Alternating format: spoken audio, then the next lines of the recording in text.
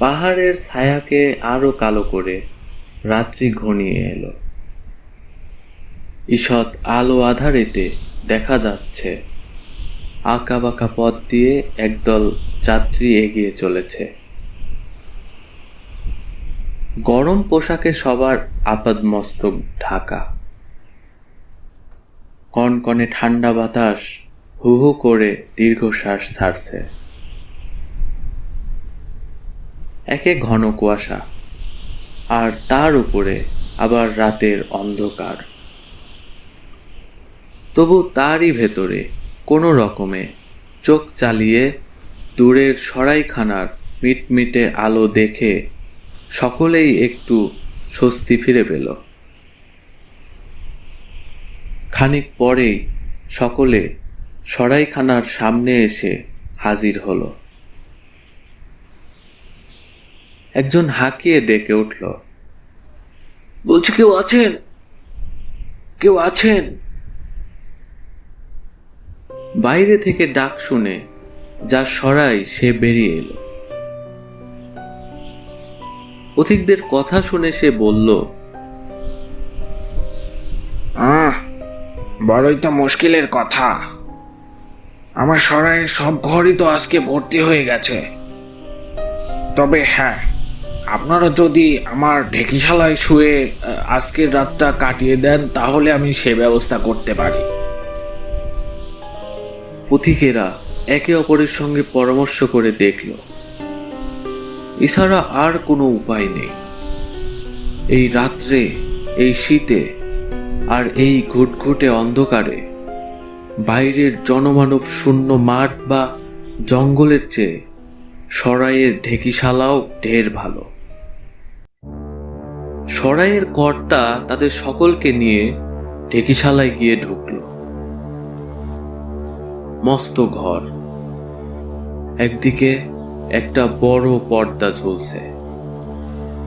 সকলে মিলে খেয়ে দিয়ে হাসি আমোদ করে যে যার লেপ মুড়ে দিয়ে ঘুমিয়ে পড়ল। যাত্রীদের ভেতরে একজন ছিল, তার নাম ওয়াংফু। সঙ্গীদের ভীষণ নাকডাকুনি আর ধীরে ধীরে ইঁদুরের উটোপুটি ওয়াংফুর চোখ থেকে আজ ঘুম কেড়ে নিল। অগত্যা সে উঠে বসে লণ্ঠন জেলে একখানা বই বার করল। আজ রাতটা সে এই বই পড়তে পড়তেই কাটিয়ে দেবে। কিন্তু অদ্ভুতভাবে পড়াতেও তার মন বসল না। নিশুত রাত, বাইরের বাতাসও যেন গাছপালার ভেতরের অন্ধকারে ভয় পেয়ে স্তব্ধ আর স্তম্ভিত হয়ে আছে।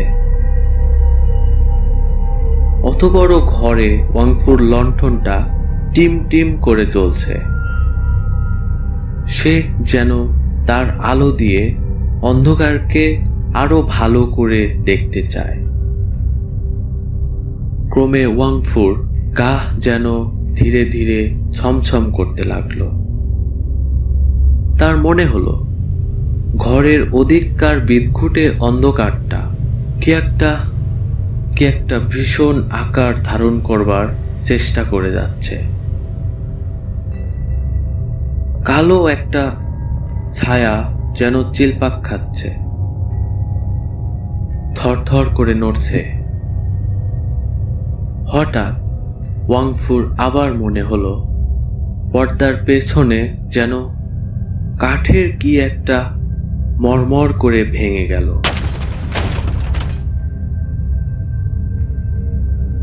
তারপরে পর্দাখানি একটু দুলে উঠেই আবার সব চুপ। এসব কি কাণ্ড! ওয়াংফু আর বই পড়বার চেষ্টা করল না।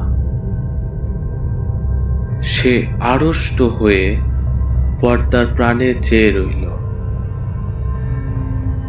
খালি চেয়েই রইল। তার চোখে আর পলক পড়ছে না। পর্দাখানা আস্তে আস্তে একটু উপরে উঠল। পরক্ষণেই তার পাশ থেকে বেরিয়ে এলো একখানা একখানা রক্তহীন হলদেটে হাত। তারপর কি একটা ছায়ার মতো একটা কিছু তার বাইরে এসে দাঁড়ালো। সে যেন বাতাস দিয়ে গড়া কোনো মূর্তি।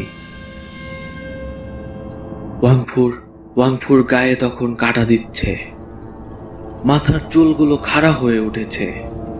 সে প্রাণপণে চেষ্টা করলো চিৎকার করার, কিন্তু পারল না।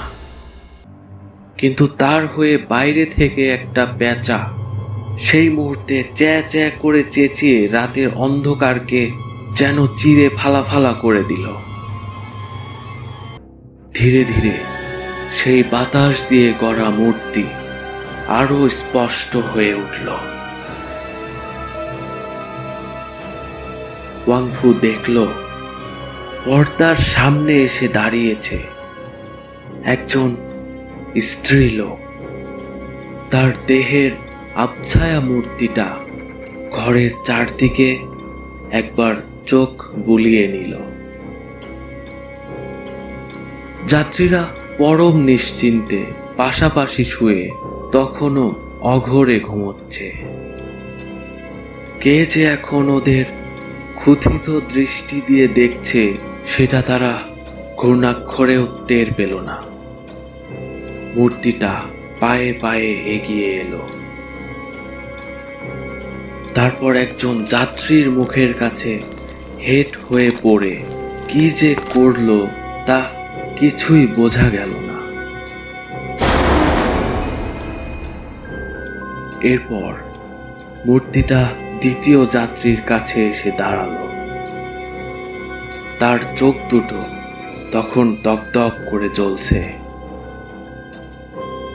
মুখখানা এক ভয়ানক হাসিতে ভরা। মূর্তি আবার হেট হয়ে পড়ল, আর আচমকাই দ্বিতীয় যাত্রীর টুটি কামড়ে ধরল।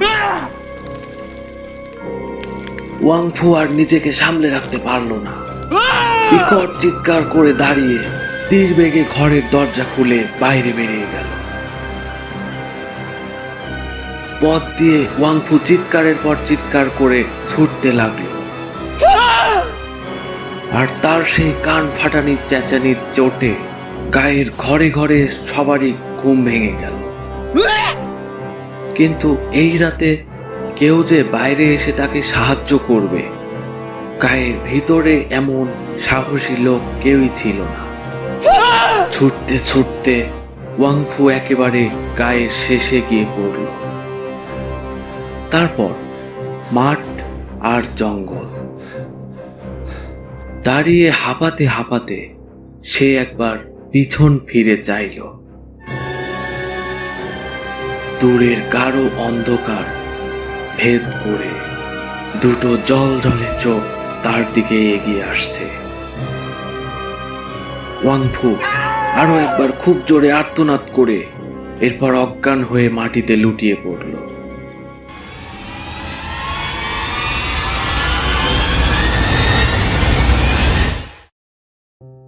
চীন দেশের নিয়ম আছে, কেউ মরলে পরে ভালো দিনক্ষণ না দেখে তার দেহকে কবর দেয়া হয় না। গায়ের মোড়লের এক মেয়ে মারা গিয়েছিল, কিন্তু ভালো দিনক্ষণের অপেক্ষায় তার দেহকে কফিনে পুরে সরাইখানার ঢেকিশালায় রাখা হয়েছিল। আজ প্রায় 6 মাস হয়ে গিয়েছে, ভালো দিন এখনো পাওয়া যায়নি। সরাইখানার মালিক যাত্রীদের খুঁজতে ঢেকিশালায় গিয়ে দেখে 2 জন যাত্রী মরে কাঠ হয়ে পড়ে রয়েছে, আর তাদের গলায় এক একটা গর্ত। দেহে এক বিন্দু কোনো রক্ত নেই। এবার পর্দাখানা তুলে সে সভয়ে দেখল যে কফিনে গায়ের মোড়লের মেয়ের মরা লাশ ছিল তার তালাটা খোলা রয়েছে, মরাটা আর নেই। তারপর গোলমাল শুনে সে গায়ের প্রান্তে গিয়ে দেখে ওয়াংফুর মৃতদেহের উপর হয়ে পড়ে আছে সেই মোড়লের মৃত মেয়ে। আর ওয়াংফুর গলাতেও সেই একই রকম আরেকটা গর্ত, আর মরার মুখে লেগে আছে চাকচাক শুকনো রক্ত।